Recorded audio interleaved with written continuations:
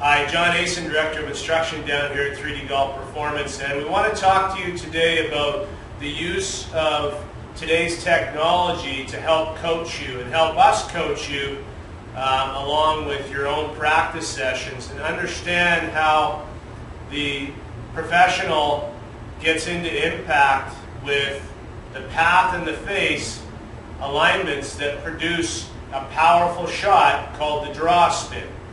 And in this series of videos that we're doing, we're really talking about controlling your curve. And to do that, you have to understand what it is that produces certain curves. I'm going to hit a stock 8-iron shot here. I've got my screen set up to the practice zone at about 150.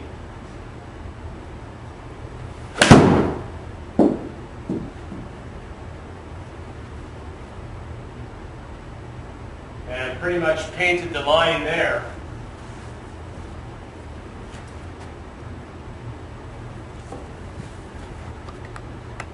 I'm going to bring the screen up here a little bit closer for you to see this. Now this was a fairly neutral shot. In other words, not a lot of draw spin at all. The club face path you can see here is a positive number inside out, 1.3.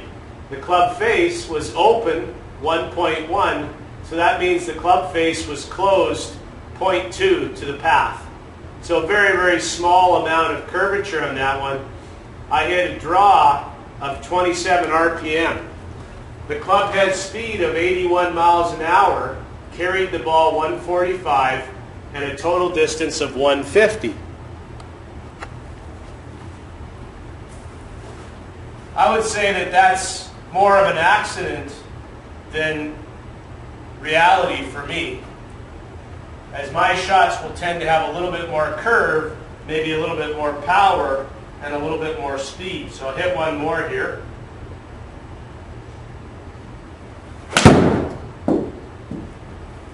So that time there, you can see the ball crossing my target line.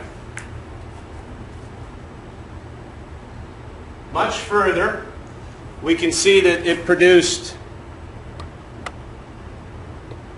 a path of 6.3 inside out.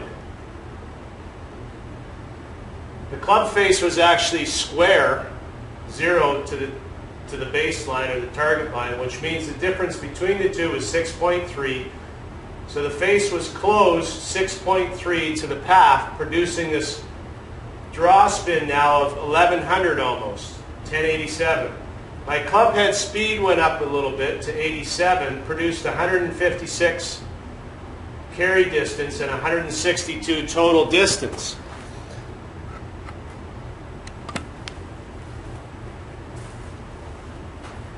Basically, that's the pattern that produces a draw shot, and the relationship was about 6-7 to 1 in terms of the club face to path relationship. And that's my 8-iron that produced that shot. Still hit my target. It went a little bit across the line. It actually finished approximately 23 feet to the left of my target, my pin. So a 23-foot putt from 160 yards out, not bad. The important part there is that there's a consistency that's going to happen with that pattern of swing.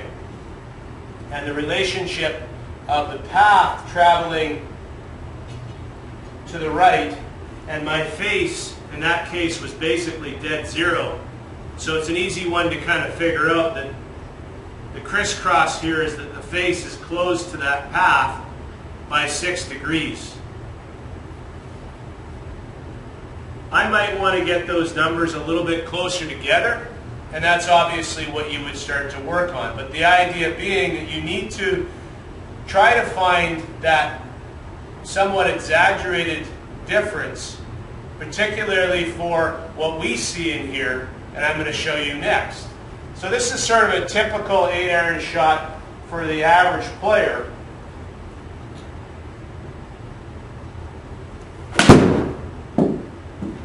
We see this a lot. I'm going to bring the screenshot up again.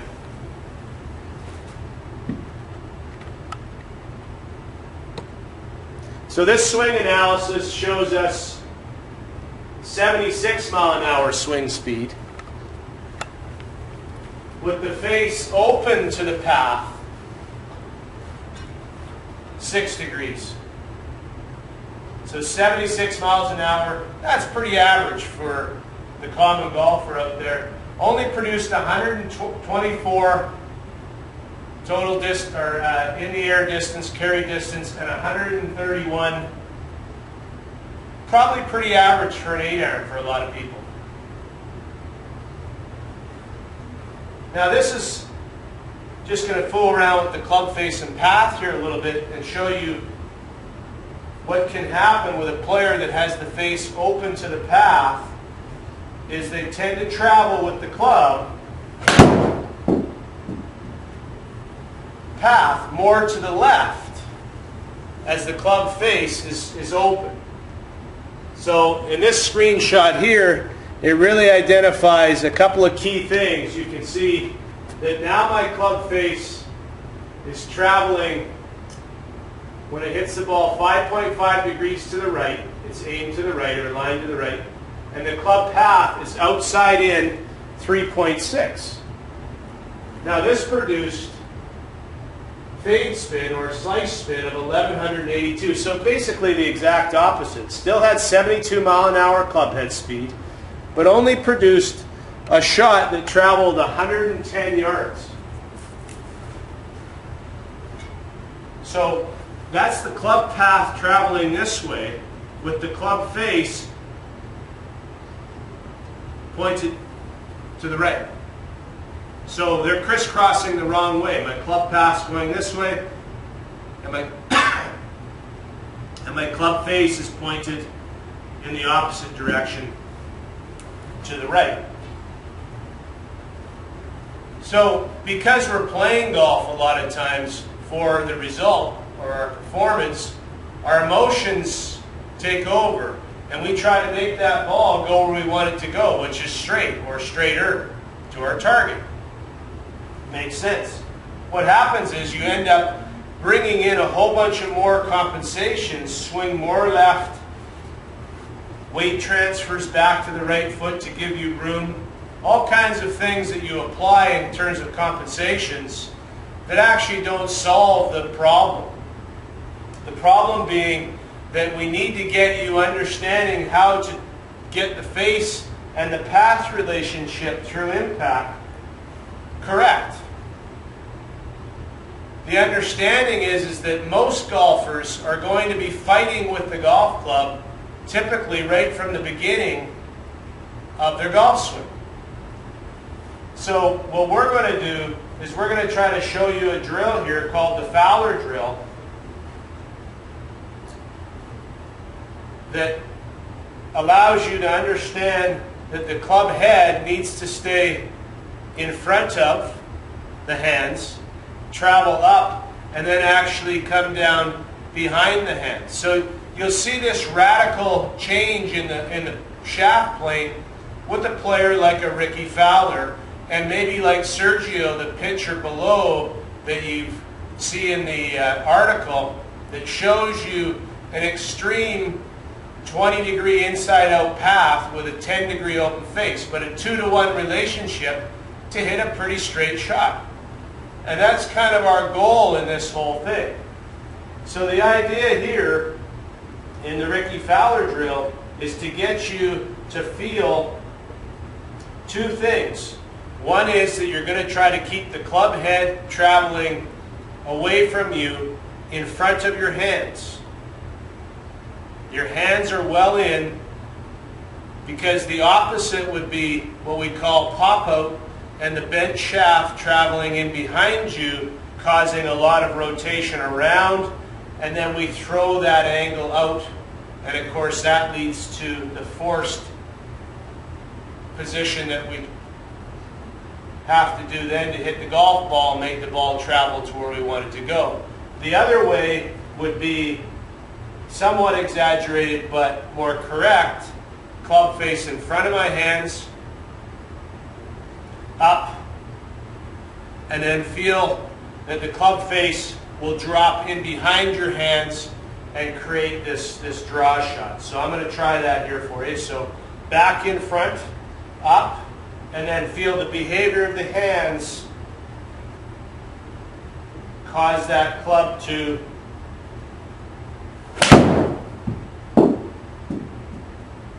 get in behind my hands on the way down. Now you will see some extreme path numbers here. I'm going to leave the screenshot up again. And just to show you, this is what you'll be trying to practice. So you can see my club path is now 10 degrees inside out. Again, a positive number. You can see the red line going across, out to the right. My club face is 4 degrees open to the target line. The difference between the two is 6 degrees. So my club face is 6 degrees closed to the path, produced 988 draw spin, RPM of draw spin. The club head speed was 83. So I'm actually slowing myself down to do this a little bit. I hit the shot 140 in the air and a total of 144. So not bad. I've gained some distance, 15, 20 yards over my slice swing, and I'm working on the right things to produce that powerful, repeatable draw shot. So once again, club shaft a little bit bent this way, where the club head is outside of my hands, never inside, always outside, and then up. And then you feel the behavior of your hands have to cause that change of directions.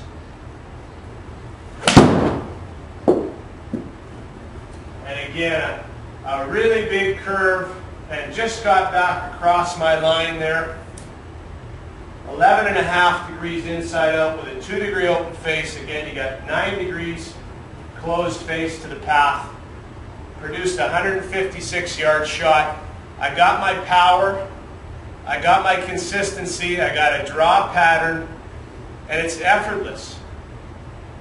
So very important that you work through that drill and get yourself some results using this technology.